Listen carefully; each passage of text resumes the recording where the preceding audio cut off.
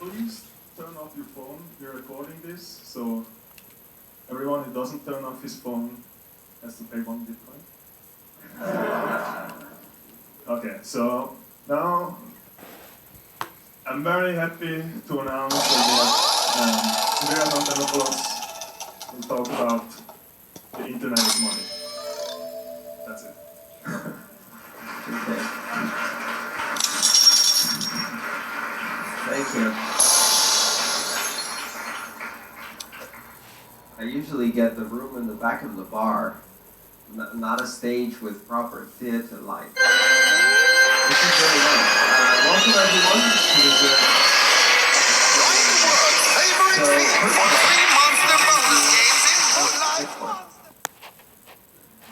the Okay, and how many of you are new here today? A few people who are new? And who doesn't have any Bitcoin at all yet? Okay, talk to the other people who raise their hands and get them to help you set up a wallet and give you a bit of Bitcoin so you can experience it. This is a great opportunity. You have never been surrounded by so many people with Bitcoin.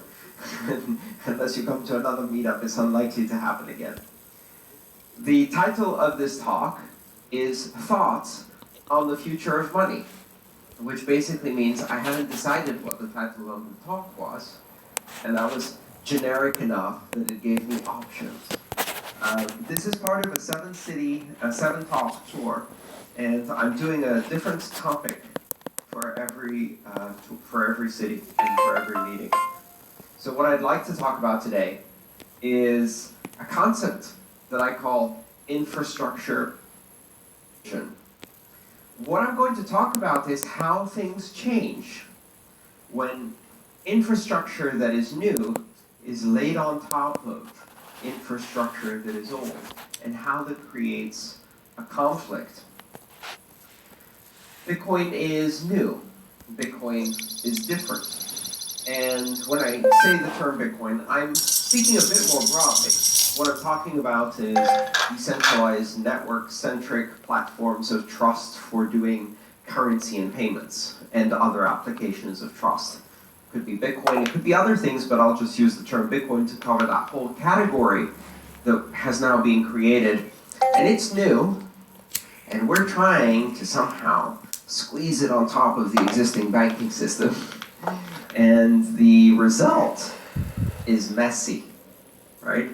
Not only is it messy, but it's also an opportunity for those who support the traditional banking system to go, hey, see, it's not working. It's slow, it doesn't work so well.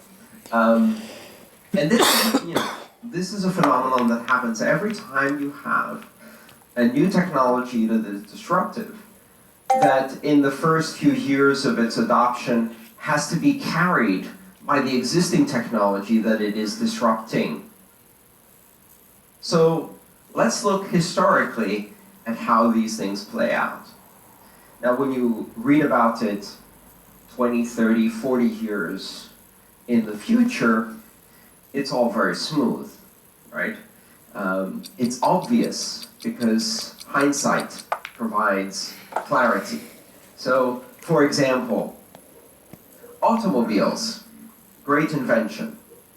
And of course, when automobiles were invented, everyone in the world went, yay, we don't need horses anymore, right? That's not exactly what happened. Instead, they said, that's crazy. Those noisy, disgusting machines that are probably going to kill us all will never work. And why would anyone other than stupid rich people playing with these crazy noisy toys want to use one of these horrible machines when we have perfectly good horses? That's actually what happens in history when you introduce a disruptive technology. We meet resistance. Resistance is the first reaction. And the ones who succeed are the ones who continue, even though the rest of society tells them they're crazy, to pursue this crazy idea. Automobiles, electrification, the internet, Bitcoin. Every time, crazy pioneers who were made fun of by everybody else in society for their crazy ideas persisted until everybody could see that what they were doing was correct. So looking at that history, one of the really interesting things to me is the fact that in the beginning, the disruptive technology has to live in a world created for the technology it's replacing. So when you first ride your brand new automobile in a city, you are riding on roads designed and used by horses, with infrastructure designed and used for horses. There are no light signals, there are no road rules, there are no paved roads, right? You are in horse society, and you are the crazy one driving one of these vehicles. Well, there's a few things about horses that cars don't have, right? These early cars were forward wheel drive, right? So just two wheels turning, right? And horses are 4-foot drive vehicles, which gives them a lot of flexibility. They also have balance. So if you have a road that is designed for horses, and it's not paved, the vast majority of roads were not paved. Some of them had cobblestones, but the vast majority were not paved. And they were also not dry. They were usually covered in mud and, well, horse poo, because that's what horses do. And so this is the environment that the automobile had to prove itself in. It didn't start out with, yes, great, we have now invented an automobile, allow me to demonstrate on the Autobahn, right? No. Instead, the crazy rich people who were experimenting with this technology were driving their cars in these roads with deep ruts where the horses had been, in roads not designed for automobiles, in mud, and what happened? The cars got stuck because they didn't have balance and 4 feet. So everybody went, this is never gonna work. Look, you can't even get out of the mud. And also, where are you gonna get gasoline? There's no gasoline stations, right? There's one gasoline station. What happens if you run out of gasoline before you get there? I mean, if your horse gets hungry, you can at least go a few more miles, but if your new crazy car idea runs out of gasoline, that's it, you're stuck.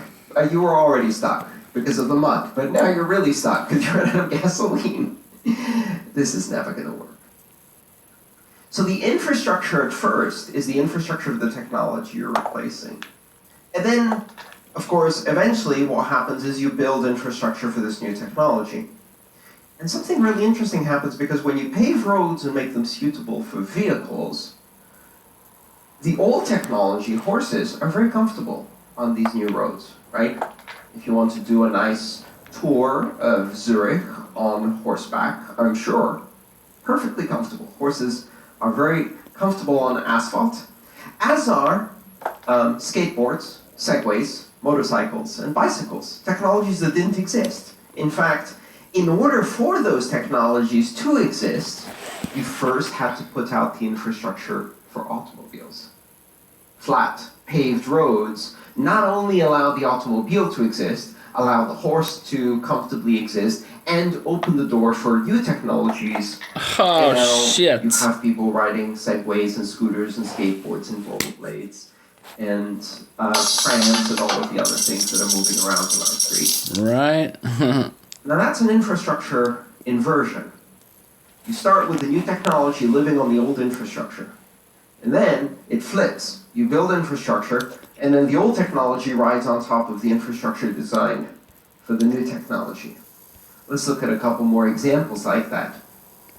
So, one of the great things about history is that some of the most confident sayings are often then ridiculed for centuries because they are so ridiculous. Like, for example, when electrification was introduced during the Paris Fair, and the mayor of Paris at the time said, electricity is a fad, and as soon as we close the Paris Fair and take down the Eiffel Tower, electricity will vanish in history. Wrong on 2 counts. Eiffel Tower still standing, electrification won.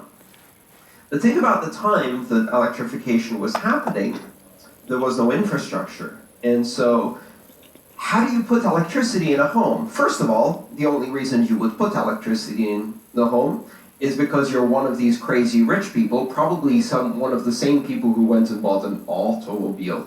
And you are now putting basically the same thing that's in lightning in your walls, which is surely a crazy idea that will result in your house burning down. And that's what the newspapers wrote. They wrote about every house that burned down and how these crazy people were putting electricity in their homes. What was the infrastructure at the time? You had infrastructure for gas. In fact, gas lighting in major cities was pretty common. There were pipes that could deliver gas primarily to street lights, but also for home lights as well as heating. And you couldn't use that infrastructure for electricity. You couldn't use it to distribute electricity to homes. So at first, the only use for electricity was really for factories, because that's where you could make the most use of electricity. In the past, in a factory, what you would have is you would have one motor in one corner of the factory, a very large motor, that then distributed motive power through a series of belts and pulleys throughout the factory to run all of the other equipment, right? And that was usually driven by gas, so it was basically a gas turbine. Electricity allowed you to distribute electricity directly to all of the devices and have electric motors, so factories were the obvious things, but why would you put it in your home?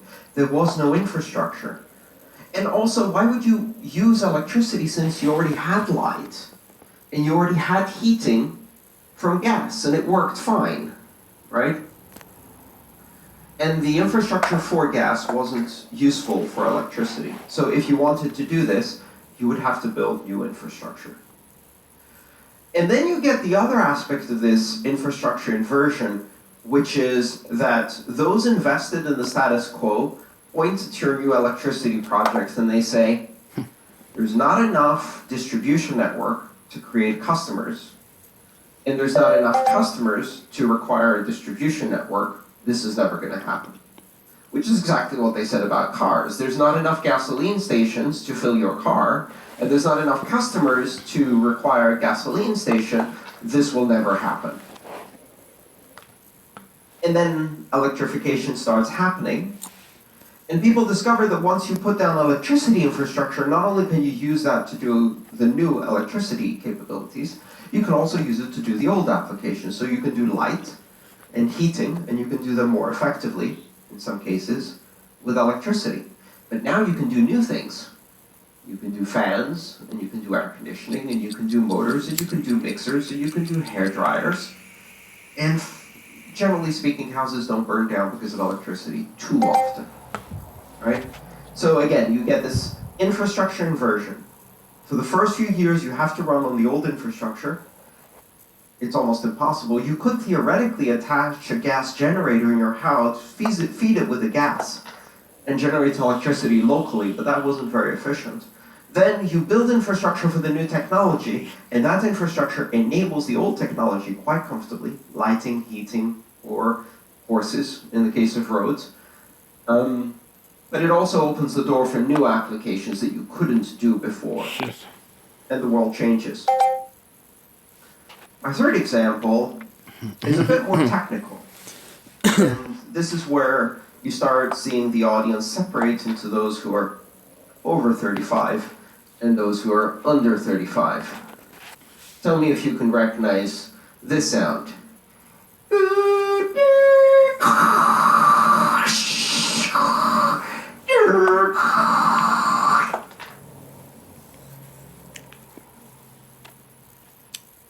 The people under 35 are looking at me like I'm crazy. And the people over 35 are going, that's a modem! I used to have one of those. That's how we connected to the internet. So a modem, and this is where we go into ancient history, is a modulator-demodulator. It's a device that speaks data over a telephone line. And here's the thing, if you think about it, the telephone line is like a dirt road, and you're trying to drive a car over it. A telephone line is a system designed to carry human voice. If you were my age when telephone lines were still analog, and I was a teenager at the time, and we still had pulse dialing systems, we used to sometimes try to play music to our friends over the phone line. And if you've ever tried this, you will discover it doesn't really work. And the reason for that is because the frequencies that a telephone line allows are very, very narrow, right? So what happens is the telephone network is designed to do one thing, and only one thing. It's highly specialized. Just like the gas network that delivers gas to houses is only designed to deliver gas, not gas or water or electricity or oil, just gas. And it's specialized. The telephone system was designed to deliver just voice. And human voice is very specific. Our main frequency is 1 kilohertz, and then we go a bit below that and a bit above that. And there's a few people who can go quite a bit beyond that. And teenagers can go to frequencies that I can't even hear anymore. But because the specialized use of voice, and because of the difficulties of transmitting voice, especially over great distances, engineers narrowed the range. If you allow the full range, you get voice, but you also get electrical interference at very high frequency. And you also get electrical interference from motors at very low frequencies. So what do you do if you have a phone line that's doing that? You put a filter that chops out the lows, and you put a filter that chops out the highs, and now it's cleaner. But now the voice starts sounding weirder and weirder because it's being compressed. Now, this is a very difficult road to write data over, because when you're transmitting data, you want to get a lot of information in a very narrow frequency band. So this whistling sound that you hear with the modem is basically two modems trying to test on this specific connection, how much room do we have, right? And basically what the modem is doing is it's going, hello, hello, hello, hello, hello. And the other modem is going, I heard the first three, the last one didn't come through, right? And then the opposite, going low frequency, hello, hello, hello. I heard the first three, but the last one didn't come through. Okay, great. So now we know we have 6 bands of frequency to work with. Now I'm going to start changing between those bands very quickly. Let's see how much of this you can understand. And that's changing frequencies very quickly between 2 bands. And then the other modem goes, I heard all of that, great. And now we can transmit data. This is an insane way to do data transmission. You've basically got 2 devices that are singing to each other over a very narrow channel, trying to somehow squeeze through this little straw as much data as possible. And then we upgraded them and they got better and better at doing this. And the phone companies hated it. Like, that's not what we designed the network for. This is a pristine, state-of-the-art voice communication network. What the hell are you people doing? In fact, in the country where I grew up, in Athens, if you tried to make a long-distance call with a modem, what you would hear is click. What? What just happened? Oh, they cut off lines if they detect a modem, because we're competing against the phone company. Kind of like banks shutting down accounts of Bitcoin companies. Right? Or basically exactly the same. And what did they say at the time? They said,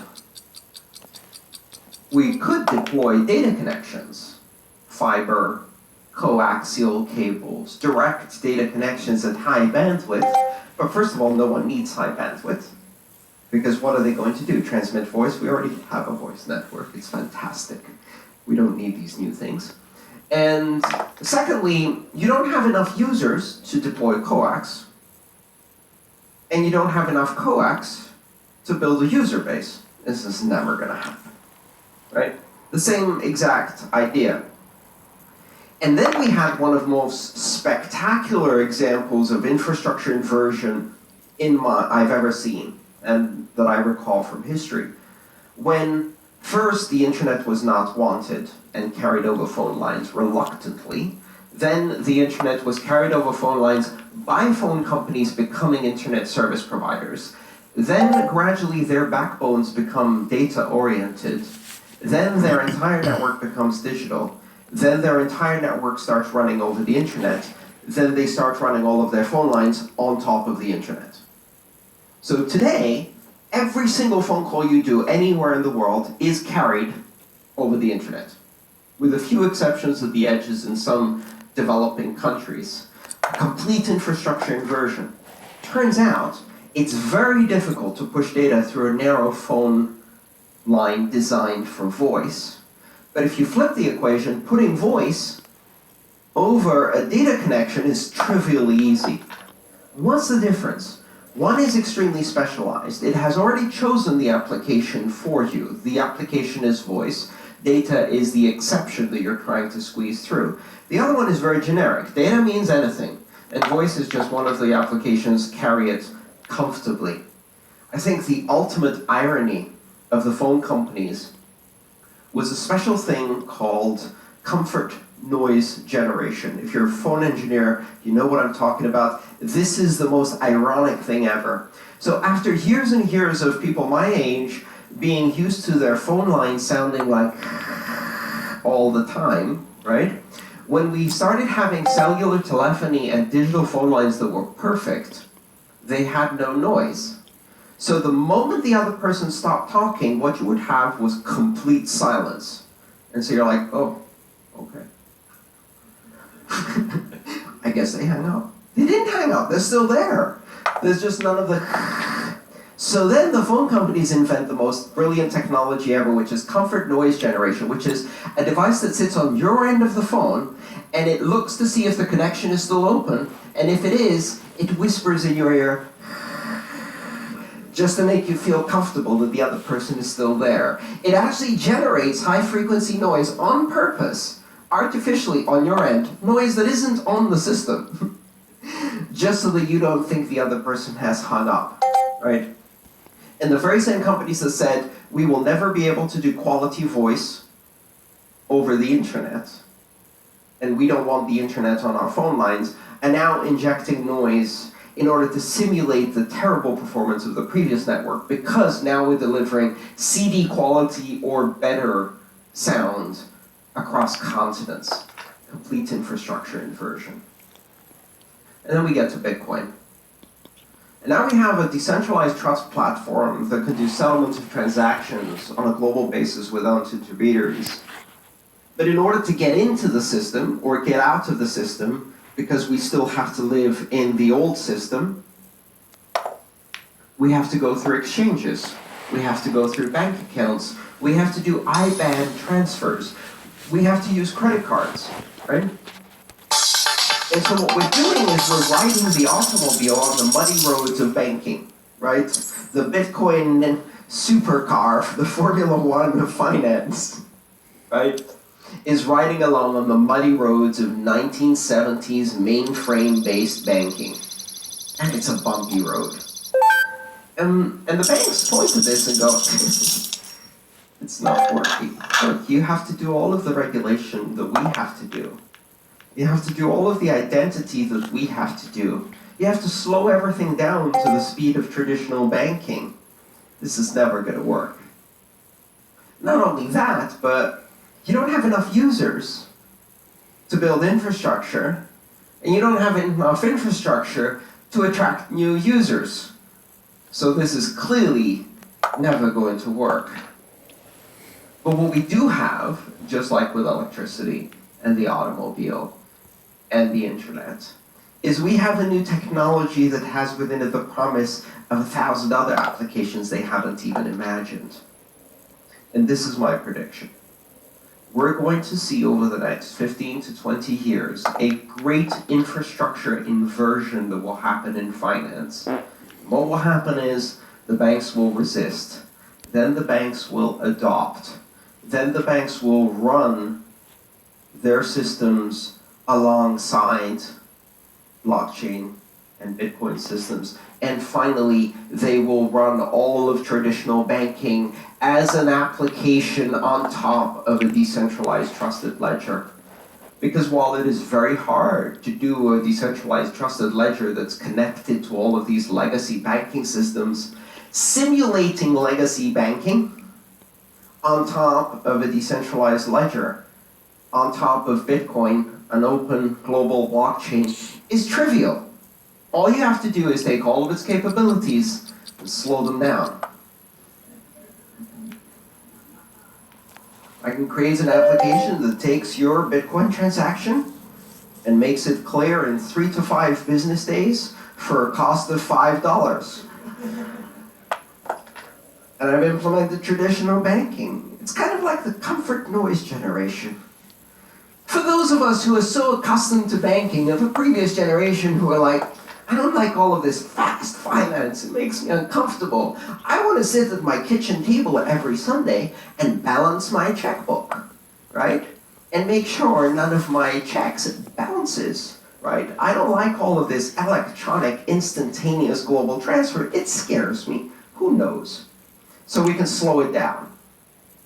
What we're going to see is this infrastructure inversion will allow us not only to comfortably run the traditional banking applications on top of a distributed global ledger, an open blockchain like Bitcoin's, the open blockchain, probably Bitcoin's open blockchain. But then we open the door for other applications, for applications we've never seen before. And these will appear to traditional banking like a Segway or a skateboard appears to someone who is absolutely determined to continue the tradition of horse carriage riding in the city of Zurich. And these applications will look the same as someone who is still trying to do gas lighting in their traditional Victorian house. And these applications will look as alien as someone who's still trying to do comfort noise in a CD or better quality voice communication over the internet that is capable of so much more. Enabling the future on your legacy system is very difficult. And while you're trying to do that, everyone's pointing at the future and going, ha, look, it doesn't work. Until you flip the infrastructure. And then simulating the past on the network of the future becomes extremely easy. So what we're part of now is the very early stages as we look at the future of money and the first stages of the greatest infrastructure inversion the world has ever seen. Thank you.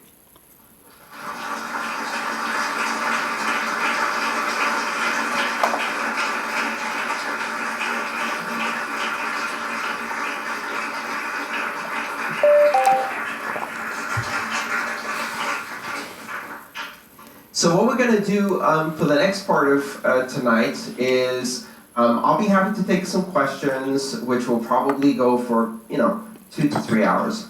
Then after that, if you happen to have brought a book, I would be delighted to sign it for you. But we have 3 books here that we're going to give out with a drawing, a random selection. And finally, after all of that, we'll shut it down, and I'll be happy to talk to you all, preferably in the area that serves beer, and we can continue this on a social level. So, Lucas, do you want to do Q&A first, or drawing for the books? No, Q&A. All right, who has a question?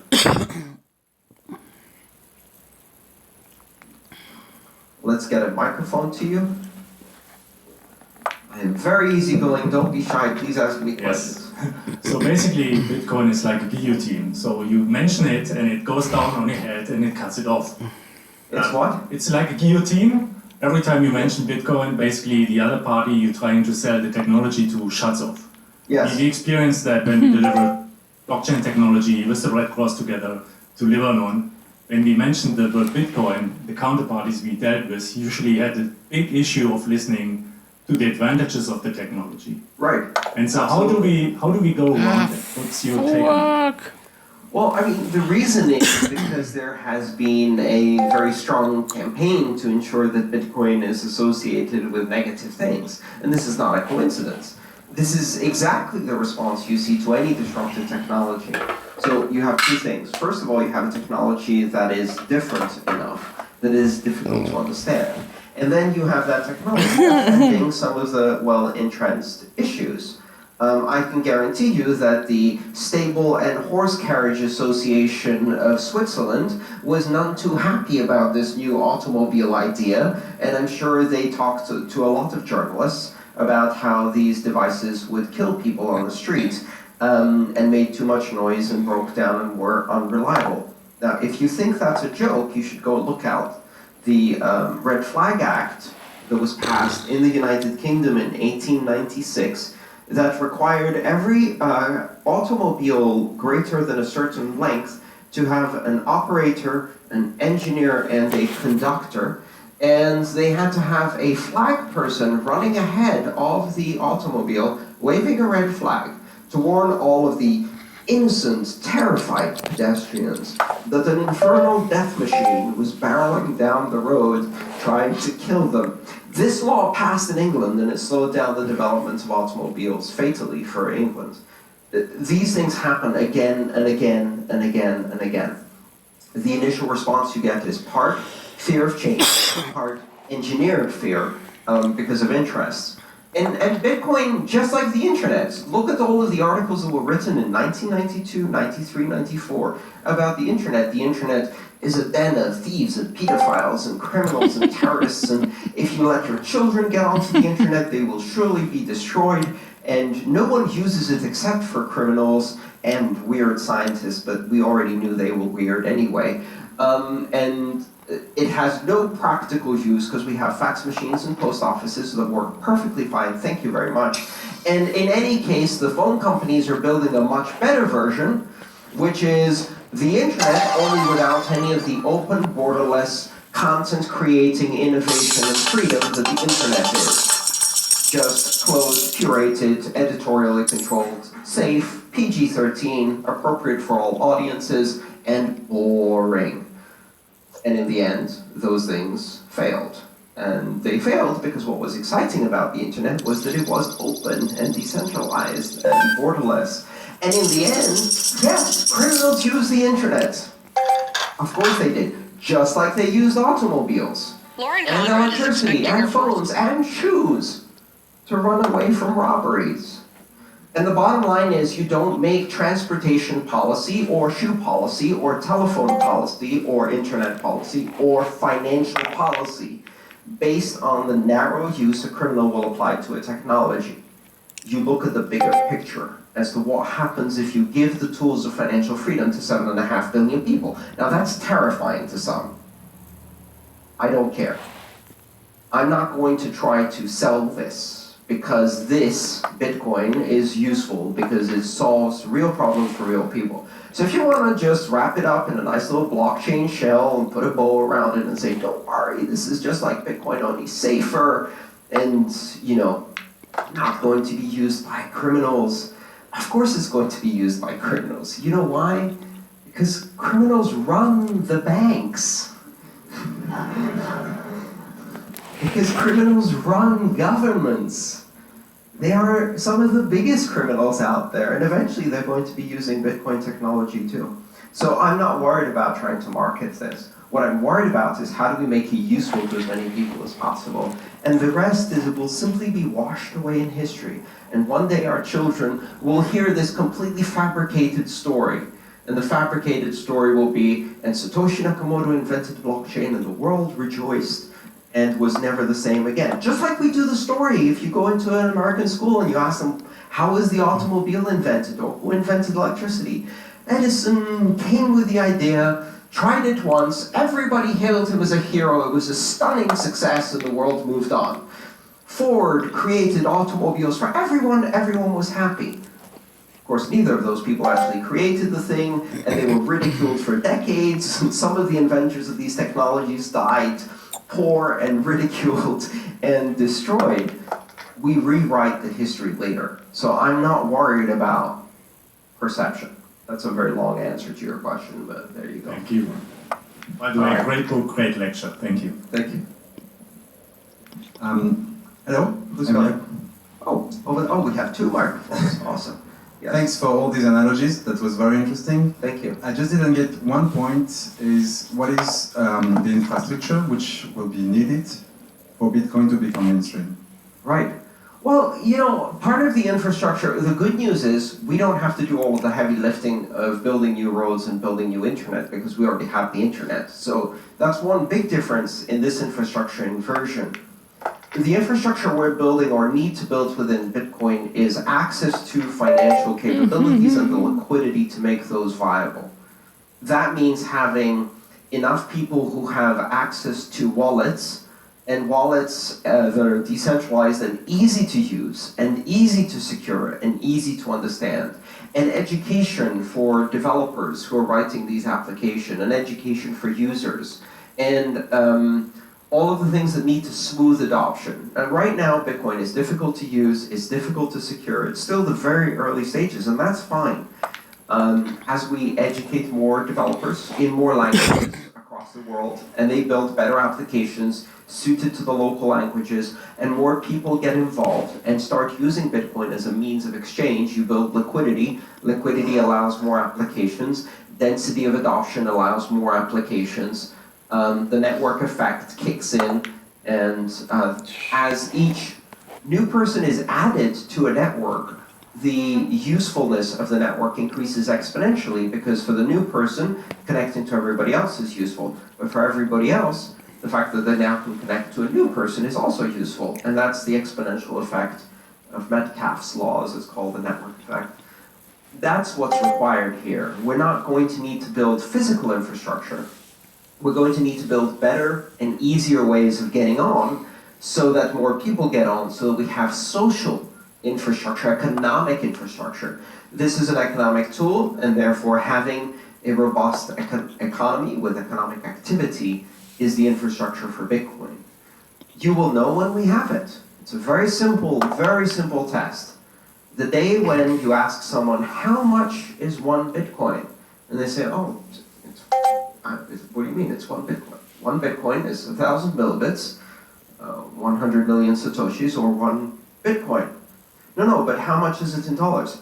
Oh, well, I mean, a dollar is 0 point something Bitcoin, but who cares? That's when you know we've made the economic inversion, the infrastructure inversion. Yes, do we have a microphone? Okay, and if the next person wants to raise their hand so we can get a microphone for you in advance, very good, go ahead. So the key fulcrum to blockchain technology is decentralized ledger and decentralized consensus, and you talk about a future where this could be the economic standard, so to say, across the world. And you mentioned 7.5 billion people. My question really is, those people are not evenly distributed, right? So hypothetically, there could be a country which could dominate in terms of mining power, and then it's not so neutral anymore as a platform, right? So is there any way, do you have any thoughts around that, how we can overcome it? Because this would be one of the questions that governments across the world would ask when trying to adopt this. Well, domination by a single country is extremely unlikely, because the bottom line is, I mean, you will see in the early stages, especially because of certain convergence of characteristics, like, for example, the availability of cheap and immediate geographic access to silicon fabrication is an advantage today, and it's an advantage because we're moving from generation to generation of ASIC every 3 months. That era is over. We hit 60 nanometers. We're not changing ASIC generations now for 2 years. That's going to change the environment of mining dramatically. I'm not that worried about centralization in any single country. You know, countries would be worried about that. Well, you know, if you think about it, today our currencies are run by a proof of oil consensus algorithm, right? And there is a certain amount of concentration of the underlying proof of oil resource in some countries, which some, admittedly, may have said leads to war. So that doesn't change. Digital cryptocurrencies, decentralized currencies, they still have people in them, and these people still will engage in geopolitical games. That doesn't change, but how decentralized things are changes the equation. It makes it less likely that you're going to have such specific concentrations that are based on a resource that really can't move because it's been there for millions of years. So I think we're going to see a very different environment evolve. I don't know what that environment will be yet. So this is part of being part of history. You get to see it as it unfolds. Who's got the next question? Yes. So I just, if I may, like to go back to the original question. You talked about the status quo fighting the new technology and this whole idea of co-opting and the banks being against Bitcoin. If you look back over, I don't know, let's say the last 6 to 9 months, it seems like banks are going bananas for the blockchain. Yes. They're opening up laboratories, they're coming with this, and Blythe Mathis is running around, and all of this other stuff. I was wondering if you could just talk a little bit more about if you're really sure that the banks won't succeed in co-opting this technology, bolting the old system on top, and then we all keep going like we are, or is it really going to open up to everyone? That's a really good question. And if they could co-opt this technology, they certainly would. But the problem is understanding exactly what's at stake here and what the differentiation is. The thing that makes Bitcoin interesting is not the fact that you could use it to record transactions in a chain of blocks. That is not interesting. That is, in fact, stunningly boring from a database science perspective. What is interesting is being able to remove central control of third parties by decentralizing the security mechanism through a proof-of-work consensus algorithm. What that gives you is a set of capabilities: immutability, unforgeability, open access, permissionless innovation, borderless systems, and censorship resistance. And none of these are in any way remotely interesting to banks, and they don't want any of them. So what they're trying to do is say, we see what you have there, we would like the same, only without the open, borderless, permissionless innovation, decentralized control, open access, and censorship resistance. Could we have one of those? And that's exactly like saying, I like this internet thing you have there. I think the underlying technology is packet switching. And packet switching is fantastic. Forget the net neutrality, open, borderless publishing, and freedom of expression, blah, blah, blah. You know, that's irrelevant. What we really want to do is use packet switching to transmit corporate-produced content directly into the TVs of every household in a centralized, top-down, hierarchical way where we control the content, and don't worry, it will all be suitable for your children, produced by Disney and controlled forever by us. They failed to do that because that's not what people wanted, because what they saw in the internet was the possibility of taking control of the means of producing content and becoming consumers and producers of content, of equalizing things, and the ability to directly connect with people around the world was exciting. That's what blockchain doesn't have the way they call it, right? So the thing you have to ask yourself is, what are the 7.5 billion people on this planet looking for in terms of economic inclusion? Are they looking for something that has identity and KYC and controls on the borders and regulations about the amounts and totalitarian surveillance and a very cozy relationship between regulators and state and money? Or are they looking for a new way? And the answer is simple. Most of them are not part of that system because they haven't been invited. And they'll never be invited because right now what we're doing is restricting the number of people who can actually access that system. Economic inclusion is backtracking.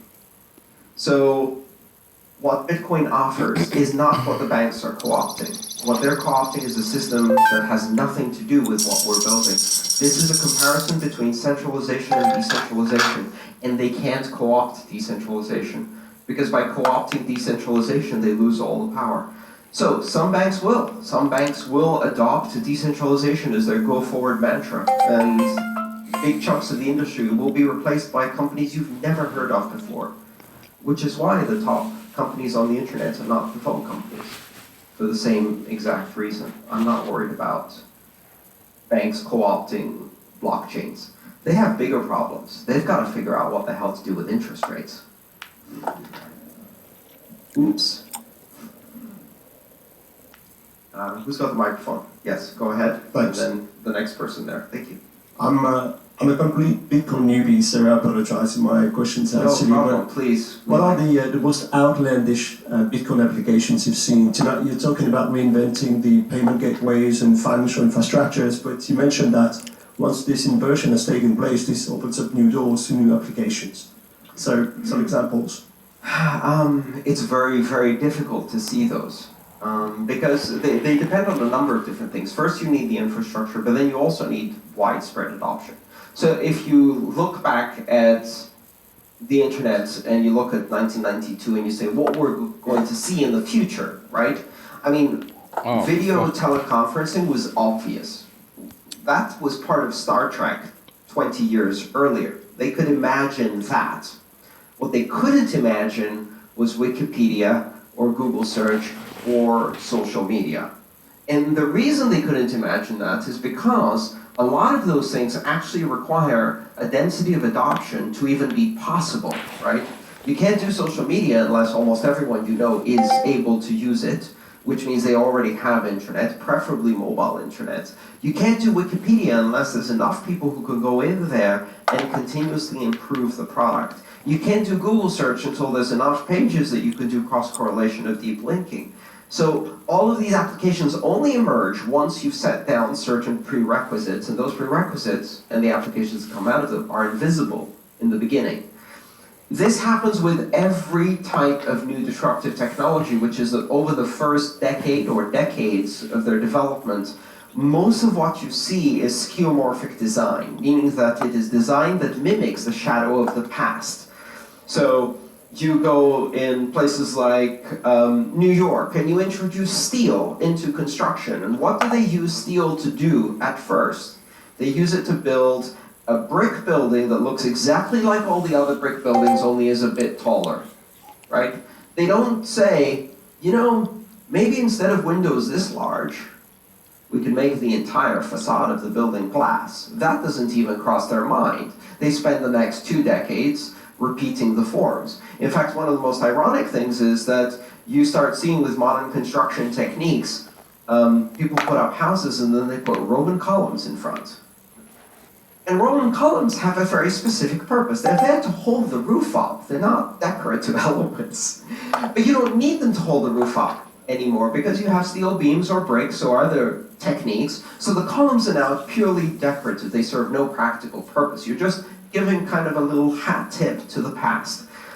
For the first decade in Bitcoin, the vast majority of what you're going to see and the least interesting things are going to be, well, here's what we did with banking, let's take it a bit further. So we're thinking about, let's, retail commerce plus Bitcoin, Bitcoin retail commerce, checking and savings. Let's call destination addresses checking accounts, Bitcoin checking and savings, right? And so this is not innovative, it's skeuomorphic. And we're going to see that happen for decades, possibly. But what's going to start appearing once you lay down the ground to have enough people to do adoption is then you have interesting opportunities. The most interesting opportunities for me come from some of the narrow areas where Bitcoin can do things that are not possible today because of its different nature. Here's one that I'll just throw a few out there, okay? So, every single financial system we have assumes personhood. The entity that owns and controls money is either a person or an association of people through a corporation. That is it. You cannot have personhood. You cannot have money without personhood because the legal jurisdiction that supports it requires personhood. Well, elliptic curve digital signatures don't give a damn about personhood, and that is the legal infrastructure on Bitcoin. So you can have ownership and control of money through the ownership and control of digital signatures without a person. That means that software agents and machines can directly own and control money without any human being involved at all. You could create an autonomous system of charity that trolls the web, looks for hurricanes, and then if it finds enough, it starts a fundraiser, takes the money, and then distributes it equally to charitable organizations or directly to the people who, through the GPS on their phone, show that they are in the middle of the disaster, and has no board of directors, no owners, no corporate structure whatsoever. It's simply an automatic money controlling system. The most wild idea I had is what happens if you take self-driving cars, Uber, and Bitcoin, mash them together, and you have the world's first self-owning taxi. A taxi that effectively owns itself. It has paid for its own lease, it's paid for its own maintenance, its own insurance. It collects money from passengers that ride in it, that it provides rides for, and then pays for gas automatically using Bitcoin and pays for its annual maintenance. Now, if you think that could never happen, I've even constructed a scenario of exactly how it would happen. It wouldn't start with autonomy. It would start with an elderly taxi driver who gradually turns themselves into an entrepreneur and owns a fleet of taxis and then replaces their drivers with autonomous vehicles and then automates their accounting so that they have to do less and less and less work, and then they die without heirs and nobody notices. Because the next morning, the taxis go out and they continue doing what they've already been doing, and then you have the first emancipated taxi that suddenly became its own autonomous entity. This is not completely outlandish. There are plenty of examples of, for example, they found an elderly person in Japan who had died in their apartment 17 years before they found the body because they had a pension coming in and direct debit of their electricity and utilities, and the air conditioning was turned up enough, and they died in their apartments without heirs, nobody noticed. For 17 years, they just sat there. And the apartment kept being rented, and the rent kept getting paid, and the electricity got paid, and essentially the apartment emancipated itself. But you could do this with a self-driving taxi. There's a really weird things that happen when you remove personhood from the ownership of money, and that's just one example.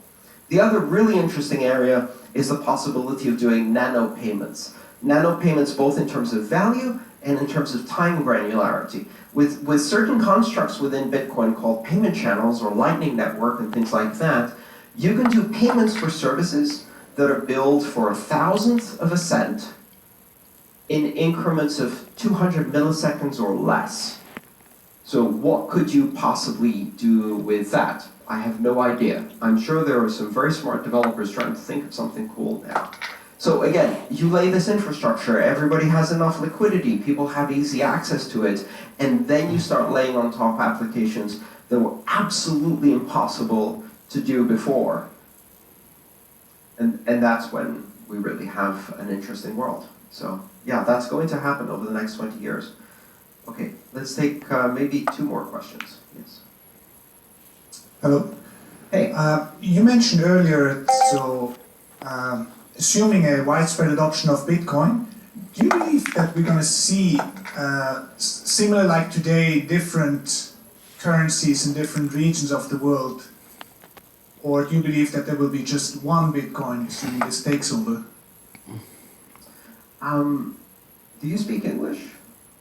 Do you speak German also? Yeah. Did you abandon German once you learned English? No. No. But No, sorry. English Sorry, I think is- I was unclear. Do you assume there will be more than one Bitcoin? Yes, well, again, to that question is, the point is that you didn't abandon German when you started learning English, and the reason you didn't abandon it is because while English has its uses and may in some places of the world be the dominant language, that doesn't mean that it exists in exclusion of the other languages. And in fact, you have the ability to use multiple languages. And what you do is you use languages that are appropriate for the context in which you are. And that gives you cultural significance and use within the niche, right? And so when you think of money as something that is owned by the state and associated with a flag, like for example, Swiss Air, right? Remember when all of the airlines had flags on them? And each country only had one airline, and it was the only one that was allowed to land in the main airport. Yes, okay, I'm over 40. But I remember it, And that was an absurd idea, right? When you only had one phone company, it was the national phone company. And it was the only one allowed to install residential telephone lines within the homes of people resident in that country, and the only one allowed to do long distance calls. That thinking for currency still exists today, and it is an absurd idea, and it creates absurd consequences. The idea that for one currency to succeed, the others have to lose, or that there can be within a jurisdiction only one currency, and if you had a currency of every jurisdiction, then eventually it would become the only currency.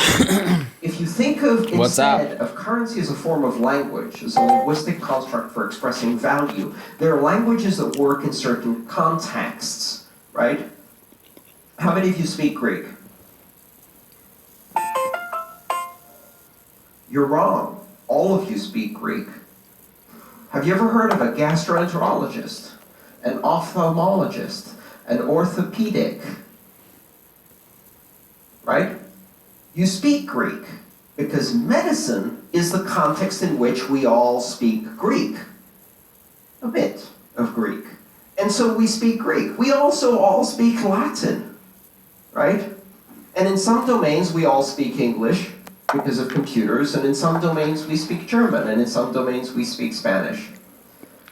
The point I'm trying to make is that if you think of money as a language, then the language you use depends on the context in which you're using it and what the other person speaks. And so the money you use will depend on the context in which you're using it and what money the other person accepts. With digital currencies, it's no longer a system where there have to be a certain number of winners and everybody else has to disappear, or where the competition is like that. There are no monopolies. So how many currencies will we have? In the old days, we used to say, how many newspapers does a city have? And you could answer with a simple number and say 2 or 3. And then at some point, blogging happened. Now, how do you think the question, how many bloggers can there be? And can one blogger dominate all of the blogging within a country or a topic or a language? You see, it becomes an absurd question because everyone can be a blogger.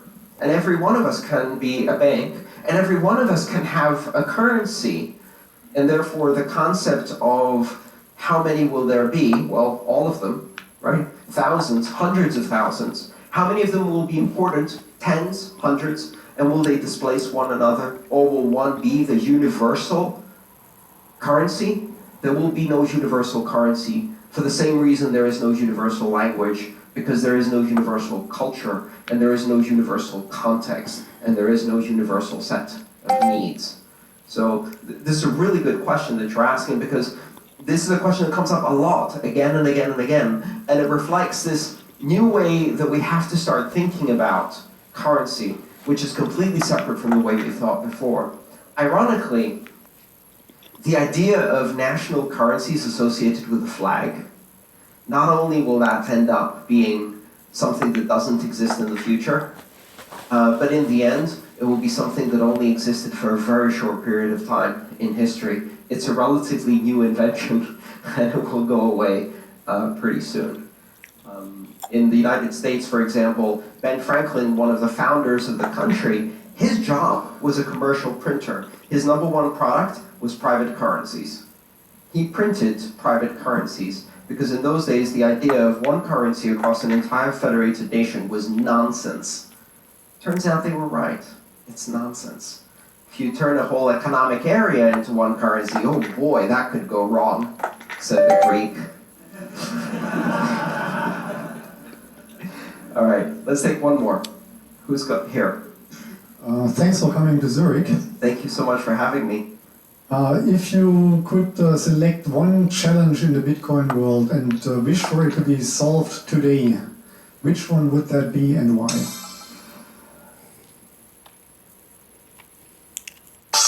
You're going to be surprised by my answer, probably. User experience design is the challenge that I wish could be solved today. I wish we had a lot more user experience and user interface designers in this space. At the moment, we have many incredibly talented engineers who are terrible at design. And they make systems that are completely impossible to understand. The primary role of the user experience design, as I speak not as a designer, but from my understanding, is to create metaphors that allow you to associate the new thing with something that you already have a mental framework for, and create expectations in your mind as to how this thing is going to behave, and smooth the process of using it by having the thing behave the way you expect it to behave because of the metaphors that have been created. So, having said all that, you have a currency that is the most abstract currency that we have ever designed. What should we call it? Bitcoin. Because coin is the word that describes the least abstract currency ever designed. The most physical form of currency, and coins behave in a very specific way. You hold them in your hand, just like, oh, that didn't create the right expectation. Let's put the word bit in front, because in half the languages it means small, and the other half of the languages it means I'm a geek. That will alienate everybody else, right? Then, let's take the thing that holds all the keys that control the Bitcoin. I'm going to call it Trustnet, because that's what it should have been called. Let's take all of the keys that control it, and let's call that, no, keychain would be too obvious. How about wallet? Because of course you can copy, oh no, you can't copy a wallet, but you can copy a keychain. If we called it keychain, it would actually make sense, because if you give someone a copy of the key to your house, they can get into your house. So if you copy a keychain, they have access to everything you have. Or you can make a backup and give it to your neighbor if you trust them. Well, that makes far too much sense. Let's call it a wallet, because that's where you store the actual coins, which don't exist in Bitcoin. And the wallet is the place we don't actually store the coins. You see, this is the problem. So if I had like a magic wand and I could go back to 2009, I would find Satoshi Nakamoto, and I would go, Expelliengineerus, and Designus, and boom, he would become a user experience designer, and we'd have better names for everything. The biggest challenge we have for adoption is that normal people cannot understand this stuff. And they shouldn't need to, right?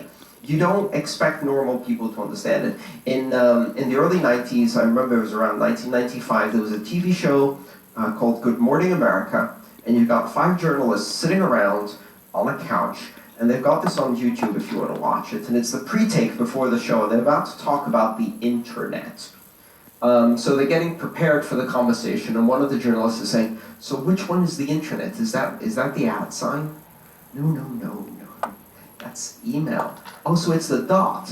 No, the dot. That's both email and the internet. It's the www. But what about the / colon thing? No, it's not / colon, it's colon / right? And you can see how incredibly confused they are, right? That's where we are in Bitcoin terms. And 2 things happened since then. 1, we made things easier. And 2, a whole generation of people grew up who learned this as a language from childhood, and to them it's no longer weird. Both of those things need to happen in Bitcoin. Our biggest challenge is not the block size limit or the adoption of new technologies, or whether the banks will let us or not, we didn't ask for their permission, or whether governments will regulate this, or how fast the technology is going. It's going great. Our biggest challenge is how do you make this easier to use and easier to secure for people who are not me, for my mom. And when we solve that problem, then we see some really big success. So I'll leave that as the last question. Thank you all so much for coming.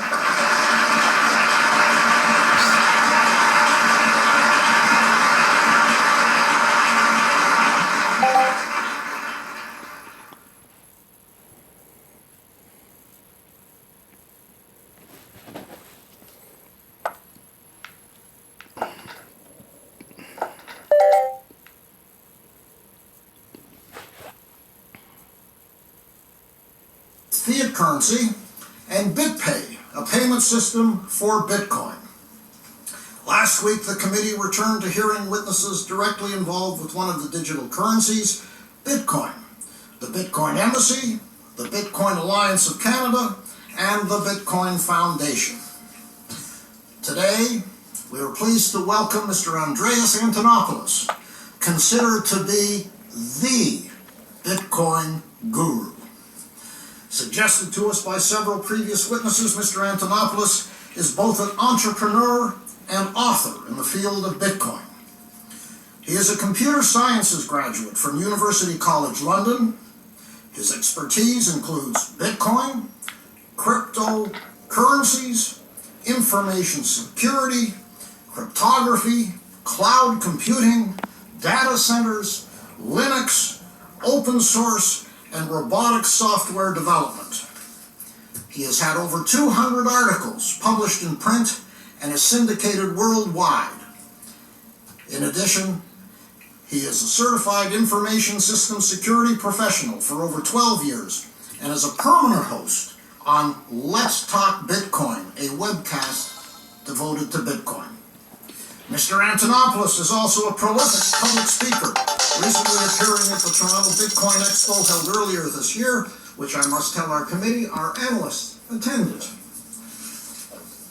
He has literally, members of the committee, written the book on Bitcoin, which is entitled Mastering Bitcoin, Unlocking Digital Currencies. It is with great pleasure that I turn the floor over to Mr. Antonopoulos for his opening remarks, to be followed by your astute questions.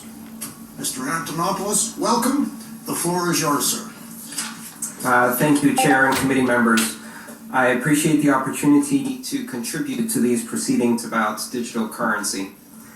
My experience is primarily in information security and network architecture. I have a master's degree in networks and distributed systems and have worked in the field since 1992. I spent 20 years working on networks and data centers for financial services companies before I found Bitcoin in late 2011. I've been working full-time in the Bitcoin space for the past 2 years and written a book on Bitcoin for software developers. Today I welcome the opportunity to talk to you about Bitcoin security, the decentralized architecture that underpins Bitcoin security, and the implications that architecture has for privacy, individual empowerment, innovation, and regulation. Until the invention of Bitcoin in 2008, security and decentralization seemed like contrary concepts. Traditional models for financial payments networks and banking rely on centralized control in order to provide security. The architecture of a traditional financial network is built around a central authority, such as a clearinghouse. As a result, security and authority have to be vested in that central actor. The resulting security model looks like a series of concentric circles with very limited access to the center and increasing access as we move further away from the center. However, even the outermost circle cannot afford open access. In such a security model, the system is carefully protected by controlling access and ensuring that only vetted individuals and organizations can connect to it. The entities near the center of a traditional financial network are vested with enormous power, act with full authority, and therefore must be very carefully vetted, regulated, and subject to oversight. Centralized financial networks can never be fully open to innovation because their security depends on access control. Incumbents in such networks effectively utilize access control to stifle innovation and competition, presenting it as consumer protection. Centralized financial networks are fragile and require multiple layers of oversight and regulation to ensure that the central actors do not abuse their authority and power for their own profit. Unfortunately, the centralized architecture of traditional financial systems concentrate power, creating cozy relationships between industry insiders and regulators, and often lead to regulatory capture, lax oversight, corruption, and in the end, financial crises. Bitcoin and other digital currencies based on the blockchain architecture are fundamentally different. The security model of blockchain currencies is decentralized. There is no center to the network, no central authority, no concentration of power, and no actor in whom complete trust must be vested. Instead, the core security functions are put in the hands of the end users of the system. In this architecture, security is an emergent property of the collaboration of thousands of participants in the network, and not the function of a single authority. In addition to the differences in architecture, there are also fundamental differences in the nature of the payments themselves. Digital currencies like Bitcoin are much more like cash than bank accounts or credit cards. The transfer of value in Bitcoin is a push mechanism, not a pull mechanism, as is the case with credit cards, debit cards, and most other digital payments. A Bitcoin payment is not an authorization to pull from your account. Instead, it pushes the precise payment amount itself as a value token directly to the named recipient. A single transaction does not authorize any future transaction or expose the user's identity. The transaction itself is unforgeable and unchangeable. As a result, Bitcoin payments can be transmitted in the clear without encryption over any network and can be stored on unsecured systems without fear of compromise. Bitcoin's unique architecture and payment mechanism has important implications for network access, innovation, privacy, individual empowerment, consumer protection, and regulation. If a bad actor has access to the Bitcoin network, they have no power over the network itself and do not compromise trust in the network. This means that the Bitcoin network can be open to any participant without vetting, without authentication or identification, and without prior authorization. Not only can the network be open to anyone, but it can also be open to any software application, again without prior vetting or authorization. The ability to innovate without permission at the edge of the Bitcoin network is the same fundamental force that has driven internet innovation for 20 years at a frenetic pace, creating enormous value for consumers, economic growth, opportunities, and jobs. Bitcoin's decentralized nature affords consumer protection in the most powerful and direct way by allowing Bitcoin users direct control over the privacy of their financial transactions. Bitcoin does not force users to surrender their identity with every transaction and put their trust in a chain of supposedly vetted intermediaries who must be trusted to control access to, securely store, and protect transaction data and vulnerable account identifiers. Bitcoin transactions never expose vulnerable account identifiers, and Bitcoin users can protect the privacy of their transactions without relying on or trusting any intermediaries. Because in Bitcoin trust is not vested in central actors, there is no need for centralized regulation and oversight. When properly architected, Bitcoin financial services are not vulnerable to central point of failure, which would necessitate heavy-handed oversight and regulation. Instead, the power lies with the end user, whose interests are most aligned with the protection of their own funds. While individual Bitcoin wallets can be targeted and compromised, if not properly secured, the Bitcoin network does not suffer from centralized systemic risks. Contrary to popular misconception, Bitcoin is not unregulated. Rather, several aspects of the Bitcoin network and financial system are regulated by mathematical algorithm. The algorithmic regulation in Bitcoin offers users predictable, objective, measurable outcomes, such as a predictable rate of currency issuance. These outcomes are not subject to the whims of centralized institutions or committees, which are both corruptible and often placed outside of democratic oversight.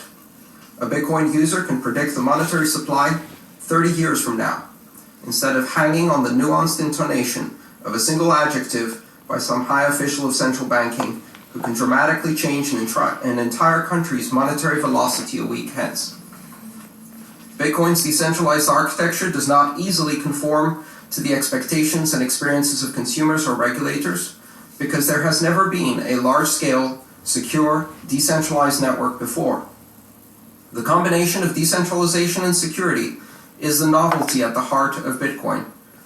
In trying to understand consumer protection, oversight, audit, and regulation of Bitcoin, there is a risk that many will try to apply familiar models of the past to this new digital currency system. These models are all centralized and designed to provide regulation and oversight of centralized financial networks. Centralized solutions will be easier to understand and seem familiar. However, they are both inefficient and unsuitable for this new form of decentralized financial network. I urge you to resist the temptation to apply centralized solutions to this decentralized network. Centralizing Bitcoin will weaken its security, dull its innovative potential, remove its most disruptive yet also most promising features, and disempower its users while empowering incumbents. Consumer protection will not be achieved by removing Bitcoin's built-in privacy characteristics. Demanding user identifiers and adding access control mechanisms on top of the Bitcoin network, and then trusting those identifiers to a chain of intermediaries, will only replicate the failures of the past by introducing single points of failure into a network that has none. We cannot protect consumers by removing their ability to control their own privacy and then asking them to entrust it in the same intermediaries who have failed them so many times before. Most failures in Bitcoin security are the result of misguided attempts at centralization and removing control from the users. In the new decentralized financial network, we have the opportunity to invent new decentralized security mechanisms. Based upon innovations such as multi-signature escrow, smart contracts, hardware wallets, decentralized audit, and algorithmic proof of reserves.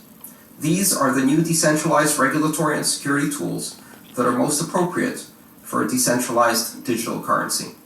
Thank you for the opportunity to address this committee. Well, thank you, Mr. Antonopoulos, for your opening remarks. They have clearly resonated, stimulated a number of questions. But before I turn it over to senators for questions, I thought I just might make an observation.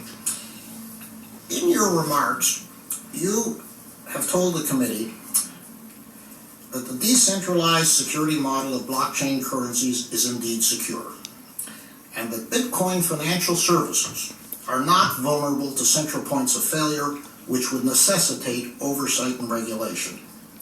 And as a result, as I hear you, you've come to the conclusion that this currency should be left hands-off by the government and other regulatory bodies, and I quote, "Centralizing Bitcoin will weaken its security." While listening very closely to your comments, I couldn't help but observe that you make absolutely no mention of illegal activity supporting a cryptocurrency like Bitcoin. And I was surprised that you make no mention of money laundering, terrorist financing, or other possible misuses from because of the anonymous and open nature of Bitcoin. I think you stated in your presentation that Bitcoin network can be open to any participant without vetting, without authentication or identification, and without prior authorization. I suspect that the misuse or the potential misuse of Bitcoin for nefarious purposes is very much a concern to Canadians as well as to this committee. Would you have any comments on that? And perhaps it may want to be picked up by some of the senators in their questions as well. Absolutely. I believe that there is a great misconception in the idea that Bitcoin use is anonymous or that the network itself is anonymous. On the contrary, the Central Public Ledger allows any participant to observe all transactions that occur on the network. Now, those transactions are not always tied to a specific identity, but with the use of traditional law enforcement mechanisms, when an identity is attached to a specific transaction, that transaction can be followed throughout the network, and therefore the network does not afford more anonymity. In fact, it is easier to implement strong transparency and accountability features on the network than it is to achieve strong anonymity on the Bitcoin network. Furthermore, I think Bitcoin is not a very convenient network for such uses. The vast majority of such activities really occur with cash, in fact, with the US dollar. And I don't see Bitcoin as the primary vehicle for illicit activities of that type. I see the tremendous potential for the use of Bitcoin among the more than 6 billion people in the world who have very limited access to international currencies, international credit markets, and international trade. And I think that use far outweighs the tiny minority that might put such currencies to illicit use. Well, thank you for those comments. And with that, I'm going to start with my list. Yes? Ask the same question, try to explain how it all works, so we can try that. Or... When it's his turn, we will turn to him for that. Senator Black, to be followed by Senator Campbell. Thank you very much, Mr. Chairman, and thank you very much, Mr. Antonopoulos.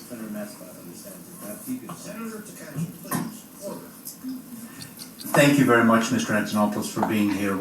I'm finding very real interest in what you have to say. Let me outline, first of all, what I'm hoping to come to understand from you. I'm interested in coming to learn what is needed to ensure that this innovation can continue to develop. So that's my premise, right or wrong. But I do, building on the chairman's initial comments, have a question or two for you. When CA Vertex testified before this committee, they stated that they'd like to see Bitcoin regulations put in place as soon as possible to give clarity on how Bitcoin is classified. They believe, they told this committee, that this would allow Bitcoin to thrive in Canada. In your remarks, you've stated that Bitcoin should not be regulated centrally because it will stifle innovation. Considering that other groups have echoed the statements of CA Vertex, help me with the disconnect that I'm hearing between the evidence of CA Vertex and what you have said today. Absolutely. I believe that the best way to help Bitcoin is to ensure that there is clarity in the treatment of Bitcoin, and that Bitcoin is not essentially forced into contorting itself into regulatory structures that are designed by banks for banks or with traditional models of finance in mind, which are primarily centralized, and recognizing that Bitcoin as programmable money with capabilities such as digital multi-signature escrow has many more flexible ways of responding to the needs for consumer protection. For example, in the traditional banking environment, unless you hold cash, every account that you have as a consumer is a custodial account. That means that the account funds are held in trust by a bank, and what you have in return is essentially a promise note that that money will still be there tomorrow morning. The bank controls the funds entirely. Bitcoin allows a much more varied range of control between a consumer and a financial services institution that they may use, from completely decentralized control where the consumer or end user is the only one with full control over the money, to complete custodial accounts where a financial services institution has full access to the keys and the consumer has none. In between, there are also models that are hybrid, where the bank may have a signatory role but not be able to change the direction of the funds, simply to approve transactions. And so within this very broad range of possibilities, obviously some aspects of that do need to be regulated. What I mean by that is, if you simulate a traditional financial environment with a custodial account where you take full control of a user's funds, then those funds are now outside of the Bitcoin security model. They are no longer protected by the user's control of the keys. They're no longer protected by the blockchain. They are now in a gray area where they're not covered by regulatory requirements for capital adequacy audits, security requirements and controls, etc. But they're also not covered by Bitcoin's security model. And we've seen that whenever that has happened, it results in disaster. Almost all of the exchanges that have been attacked in Bitcoin had a full custodial model like that. However, that is not the only model that exists. There are digital Bitcoin wallets where the user has complete control. There are wallets where the user has complete control, but transactions cannot happen unless an additional signature is placed by an institution that acts essentially as a risk manager to ensure that even if the user's systems are compromised, their money can't be stolen, a hybrid model. If you lump all of those together under a single unifying regulation, assuming it's all just like a bank, then you miss out on the opportunities to create better solutions with this new programmable money. So I do believe that certain models of Bitcoin use must be regulated. If control over the user's funds has been centralized, then that institution puts consumers at risk. But to lump a decentralized model where a user still has full control over their funds and an institution can't steal their money under that same regulation is not only misguided, but doesn't leave any room for that technology to develop further. May I ask one further question? Thank you very much for that. So what would you suggest to this committee in terms of regulation, if any? I believe we're still at the very early stages of this technology. Not only is Bitcoin new, but Bitcoin is already evolving. For example, the capability to do multi-signature transactions, where there can be up to 20 different signatories on a single transaction, and a transaction can be controlled by any mixture of signatures. That technology was introduced in 2012, 4 years after the introduction of Bitcoin, and came into full fruition or full availability in 2013.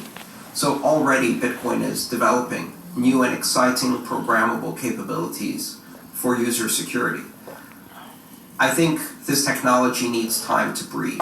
It needs time to show the full potential of what is possible with decentralized programmable money.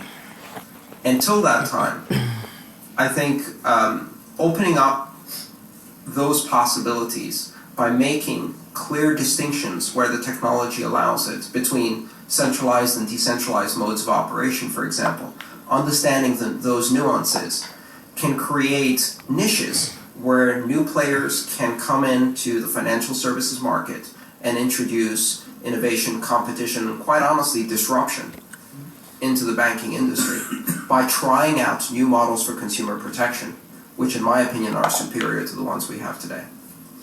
So your answer is what in terms of what this committee should do, if anything? Wait until the technology is better understood by all of us, and understand that there are nuances in this technology that require very careful treatment, because a blanket treatment as if this is just a currency, which it is not, it is a network for money, a treatment as if there is only one application, the Bitcoin currency, which it is not, there are many applications based on this model, would stifle this technology in its early days. Thank you very much. Thank you, Mr. Chairman. Thank you, Senator Black. Senator Campbell, to be followed by Senator Green. Thank you, Chair, and thank you so much for coming today. I remember when I got an IBM Selectronic that had the X backspace, so I could correct letters, and I thought, nothing's ever going to be cooler than this. It's impossible. And that's my, I'm 67, that's my generation. Would it be fair to say to you, and you say it needs some breathing space, I'm asking you, would it be fair to say that the younger generation gets this more so than my generation? With any new technology, I think that's the case. And do you think it fair to say, for instance, I would doubt very much that I will get into Bitcoins. I don't really understand it even still, and we're on our 11th meeting. We're lucky Paul does. But Paul, yeah, Senator Massicotte does. But I know that when I talk to people, younger people about this committee, they totally get it. Like, they don't have any questions at all. They're like, this is where we're going. This is how we're going to get there. And in fact, I've been told to keep my old nose out of it. Because, and I think you explained it, how much time does it take to breathe for this? How long do you think that would be? I mean, how rapid is this going to come upon us? I would estimate that Bitcoin today is approximately in the same position that the internet was in 1992. And in 1992, when I used email, it required command line Unix skills typed into a mainframe, and it was very, very difficult. Yes. Approximately 10 years after that, it had already reached mainstream adoption among especially younger people. And almost exactly 20 years after that, my mother got her first iPad and was able to send her first email. It took some while until the technology went from something extremely esoteric that was only the purview of someone working in a computer science department, until my mother could do it with a swipe of her finger, and she's a self-acknowledged technophobe. And so it may take some time. What I can tell you for sure is I think this one's going to be about 3 times faster. And that's because we're not deploying physical infrastructure, and we already have the internet as a medium on which we can spread this technology. So I believe that within 8 years we're going to see very mainstream applications that are going to be much easier to use and secure, that will allow consumers to use Bitcoin in a way that feels very comfortable, and at the moment we're not there. Okay, just one more question. The question I have is that if you don't need any centralized oversight, who provides? You say, well, the front end user and the end user control the whole thing. If there is nobody finding out who is the front end user, how can we be so sure that we won't see ISIS or one of these other whack job crews use this as a method of transferring money around the world? I firmly believe that the possibility for positive use of this technology so far outweighs the very small possibility for negative use of this technology. The truth is that ISIS is probably using pallets of money that they stole from allies during their reign of terror, and not Bitcoin. I think it's really a matter of understanding that to limit a technology that has the possibility of bringing economic inclusion to billions of people who do not have it today, in the same way that cell phone technology allowed entire nations to leapfrog the landline and land in a technology realm and achieve communications that would be unthinkable.